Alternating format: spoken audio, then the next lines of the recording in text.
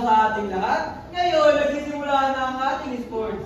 Unang magaganap ay ang ating track and field. At ito'y susunod naman ng Ekigoy Tigana. At ang ating panghuli naman ay ang Novena. Ngayon, simulan na natin unang laro. Kung pakilala ko muna si Jobert Australia at Edson Codabella.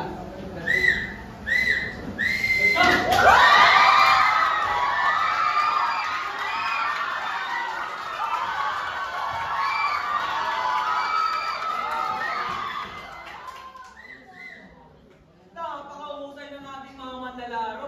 Napakabilis at napakataas lumalot. Grabe, kita niyo paano mga agila. Sunod naman na laro, Ekigoy Tiganda. Paano nga ba ito laruin? Ang dalawang contestant ang papasok sa isang ring para subukan ang kanyang resilience at stamina. Ang mga kalawang ay dapat nilagay ang kanilang kalaban sa kanyang likod sa pinakamaikling panahon. Para sa ating unang laban, unang mag-aaral si Alex V. Bange, a.k.a. Big Boy!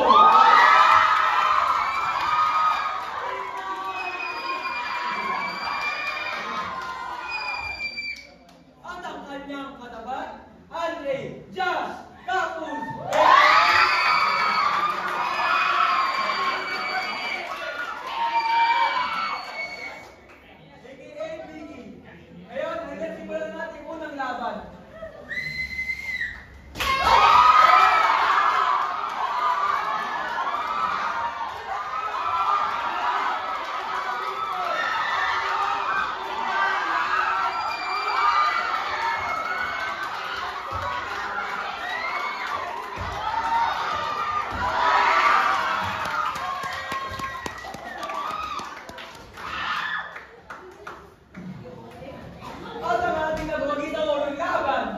Big Boy!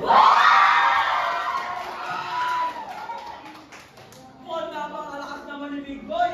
Sunod, para sa kampiyon ay hindi, Aliling, a.k.a. Bato!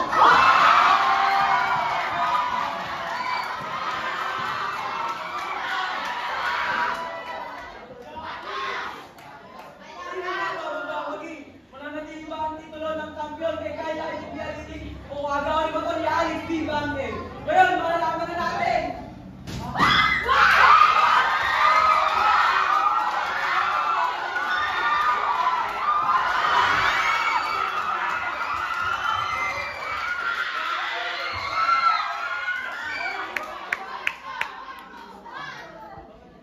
Napakalakas naman ni Bato!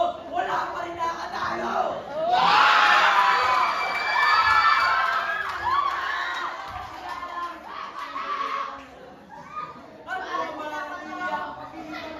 Di ba to?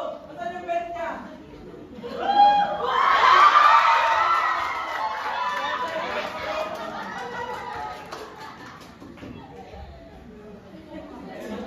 At ang ating panghuli na naman ay Novena.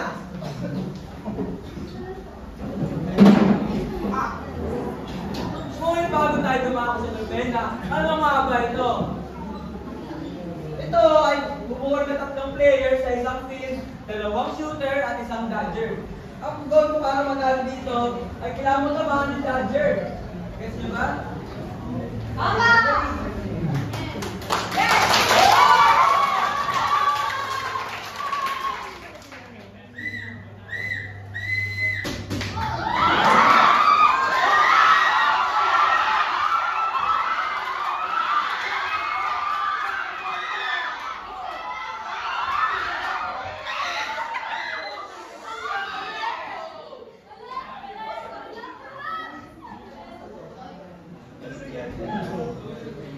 Ang ganda niya. Nila mo, nakakita ng lalaking lubos na nakakabighay talaga. Pasensya na ka. Pasensya na.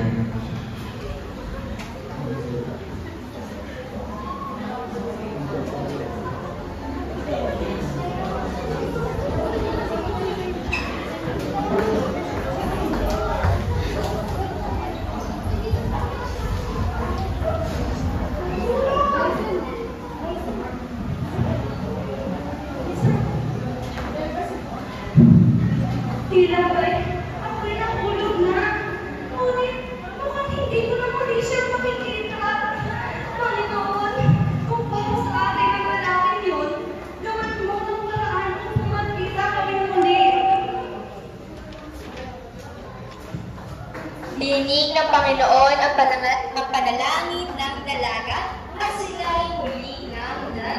sila.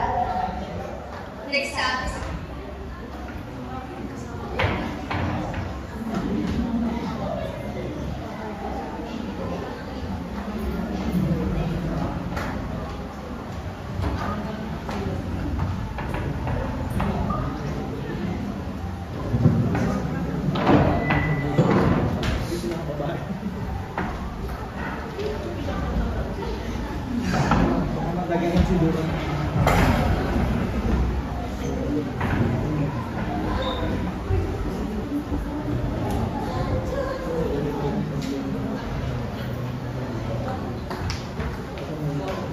Maligayang pagdating sa inyo, mga Ginoo at pinipili. Ako si Agnes Bernardino at Ako naman si Alfonso.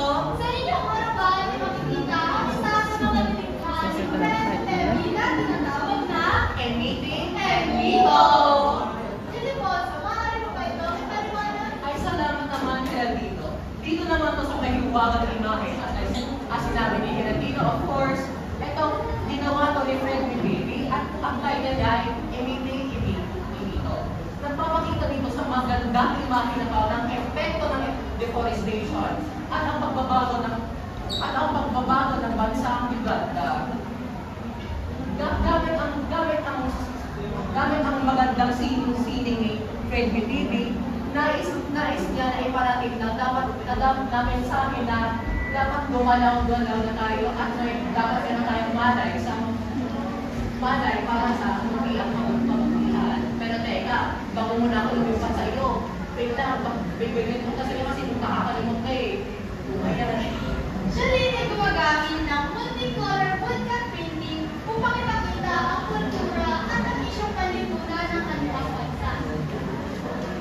Sa pamamagitan ng mga makukulay at mga detalyadong disenyo, binibigyan din ito ang kahalagahan ng mga bulok at ang papel ng kabataan sa pamahalaga ng kalikasan. Ang kanilang sining ay hindi lang nagpapakita ng kagandahan, kundi panawagan ng proteksyon sa kabataan sa kanilang Gulos ka dyan.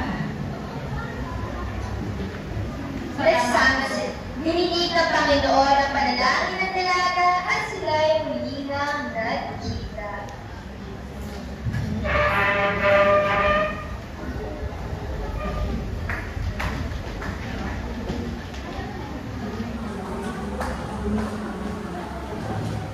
Nagsama sila ng matiwasay at kinilaunan ay niyaya ng Mother Ryzen si Arwen na magpakasal. Sa proseso nila ba'y nakahanap ng problema ang pagkasitahan.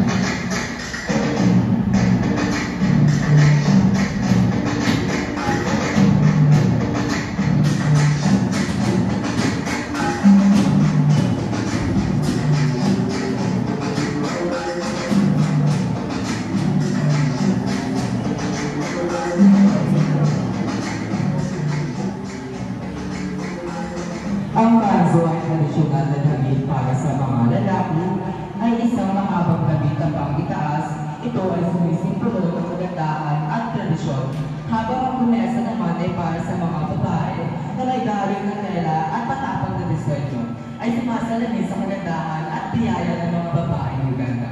Ang ulit ay umuti ng kanilang mga suotan ay kumakapat sa lupa, katatagan at pamana ng kultura.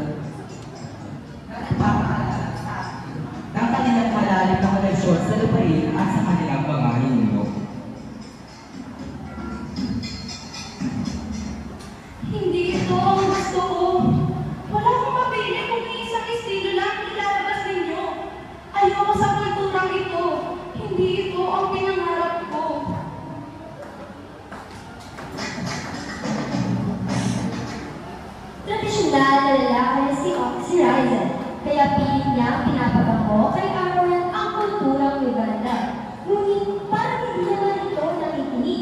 hanggang sa...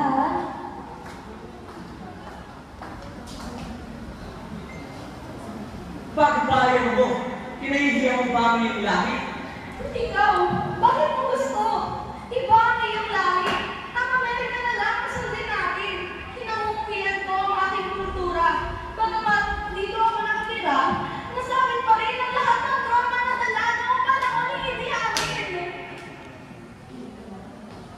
Hindi nga dahilan mo lang ito upang hindi ako pasalan. Saan ka ba nagagaling, Arwen? Napakatagal na noon. Ngunit nandito pa rin. Hindi mo ba maintindihan?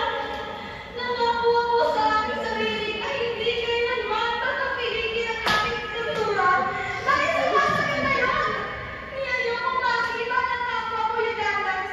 Dahil sila ay pare-pareho lamang. Nag-away ang magkasintahan. Umalis si Arwen upang makapagpahangin at mag-isip-isip ng kung ano ba ang dapat niyang gawin.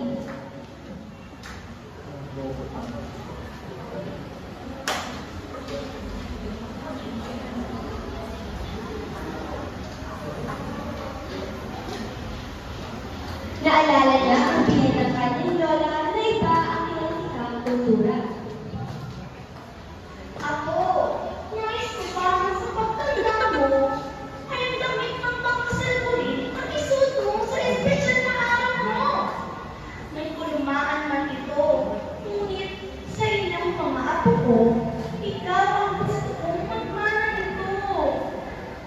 Sa pagsagi ng usapang ito sa isipan ni Arwen, inisip niya sa ganoong paraan ay hindi niya na kailangang mapatawag kay Ryzen sa pagsuot ng tradisyonal na wedding gown ng kanilang kultura. Dahil niya ang papayag ito kapag nalaman niya ito ay nabili ng kanyang lola.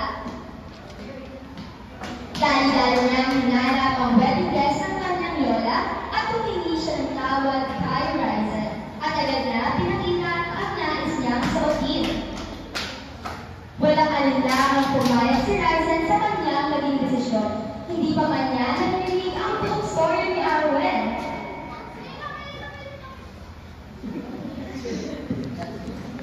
Dumaan ang mga araw at dumating na nga ang araw ng kanilang kasal.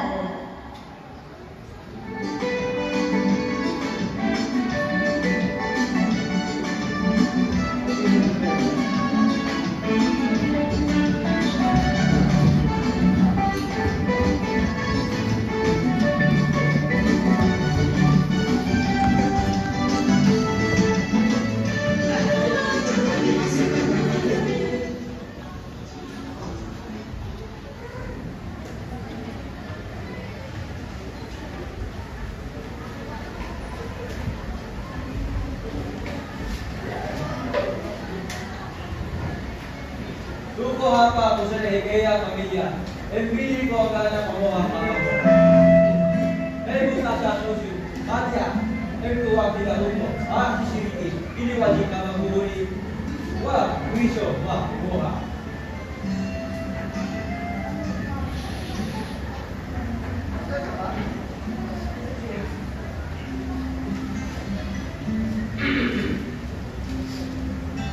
Ako rin sa Johnny, yung timimi ng culture mo. Pag-umumen niya para di Horizon. Una kila, kutukan dapat yung posisyon. You see, narupag pweda, nagpunguhan mo kong si Horizon. Nagpunguha siya, wag marapan. Dilo niya mara mukha. You see, naman na no daw yung to. Arwen, umagkuha siya, sana. Buwamang ka, namusin siguro.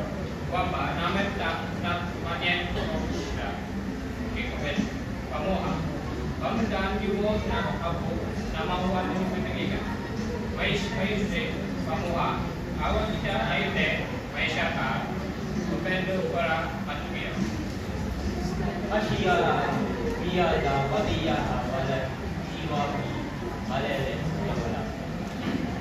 Apa, na-quiz the rice and the ina. Dararo pa eh. Panya.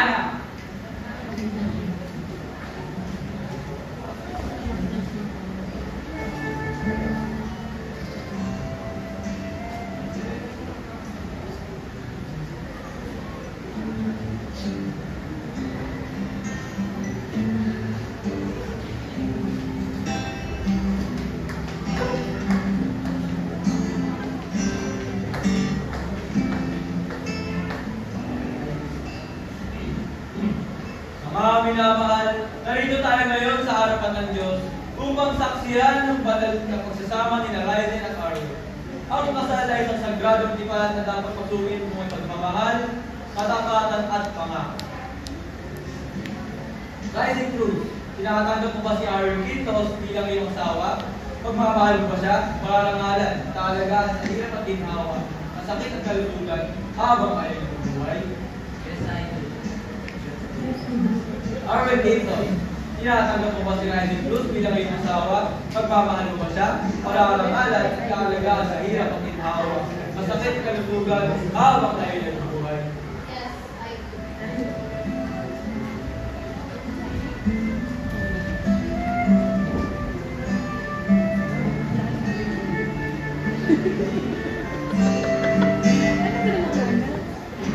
Panginoon, pagpasan mo ang mga singsing na ito, naway maging tanda ng kanilang walang hanggang pagmamahalan at katapatan. Rising Cruz, bilang tanda ng iyong pagmamahal at katapatan, suot mo ang singsing na ito kay Arwen Quintos.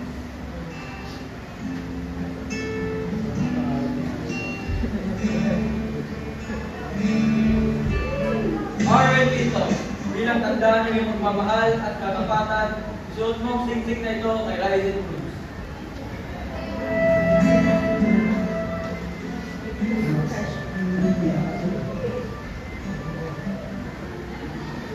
Napangako ko na ito ay aking mahal. Kaalagaan at pipiliin ko sa araw-araw. Isang dalaga. Aking princess ito. Ikaw pinagkakalian ng aking kailangan. Sa araw-araw na kaya, ikaw ang pinakaminasasalamatan kong katipan. Ikaw ang nagsisilbing bilang sa panahon ng isang linggo. Nangangako ako na magiging sandalan at kaibigan at iyong nangangako din ako na wala na akong ibigin kundi ikaw at masakit. Sa kapangyarihang ipinagkaloob sa akin ng Diyos at ng simbahan, ipinahayag ko kayong dalawa ay mag-asawa na.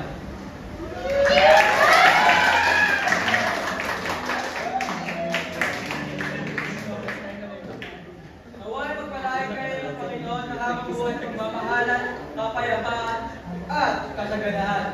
Amen.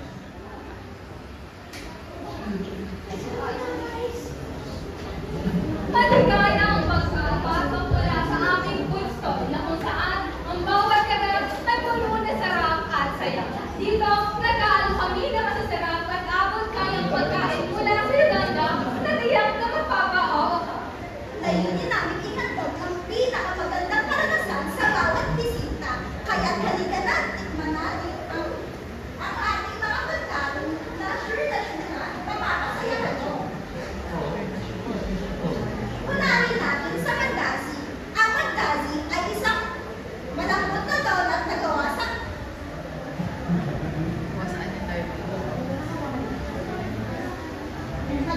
Uganda. Ito ay parang dessert na rin sa atin. Sumunod naman ang chapati. Ang chapati ay isang flat bread na popular sa East Africa gaya ng Uganda at Kenya.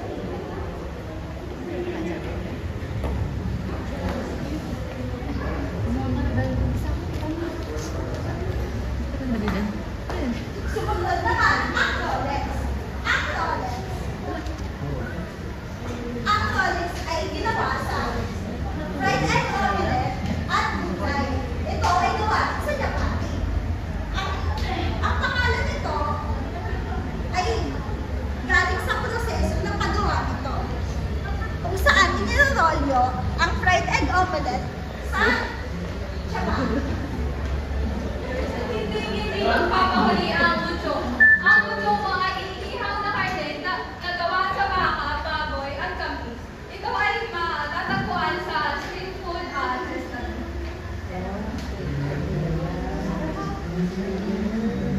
At ang pumuli sa ating menu ay ang matoke. Ang matoke ay isang nilagang sani na minsan Panty.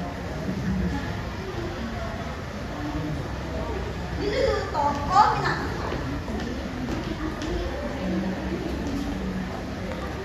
Habang kumakain at nagtatawanan ng lahat, ay may tanong na sumakaw sa utak ni Arwen. Bakit ka pumayag sa aking naging desisyon? Alam kong mabigat sa'yo dahil mahal mo ang kultura ko. Dahil yung damit mo, ang pinaka-tradisyonal na damit sa Uganda na nakita ko.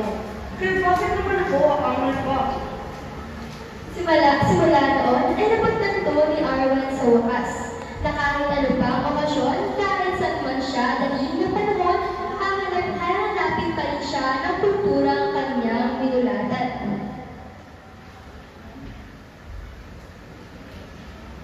Ngayon patapos na ang lahat kumain.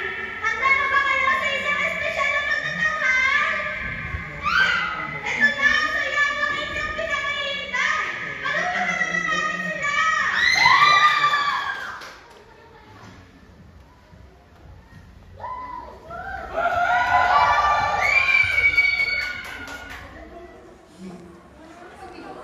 Thank you.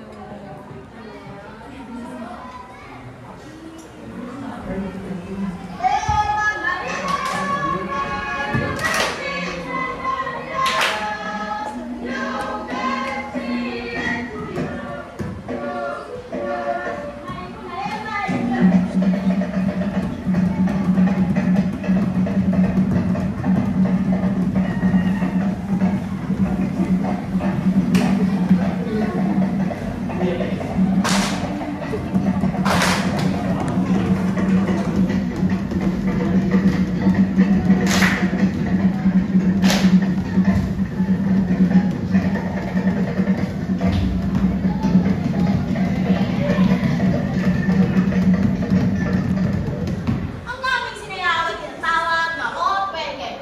Ito ay tinatawag na maraming tao na elbow dance. Ito ay galang na panoorin at dahil ito ay nagdadala ng madaming historical information na galing sa sayaw. Asante!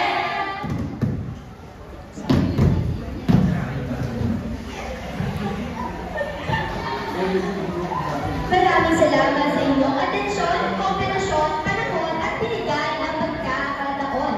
Nawa ng lahat ang may pauling aral mula sa aming palabas sa inyong paglabas. Viva Uganda!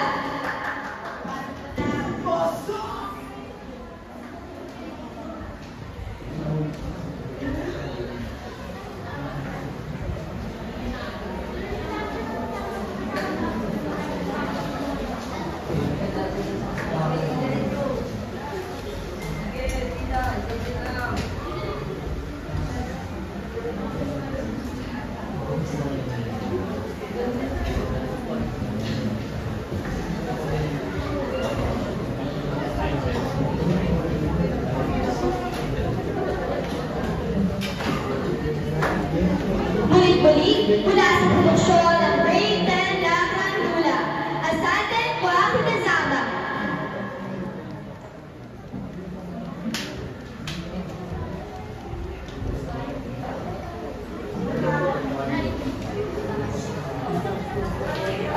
Ano ni Uganda?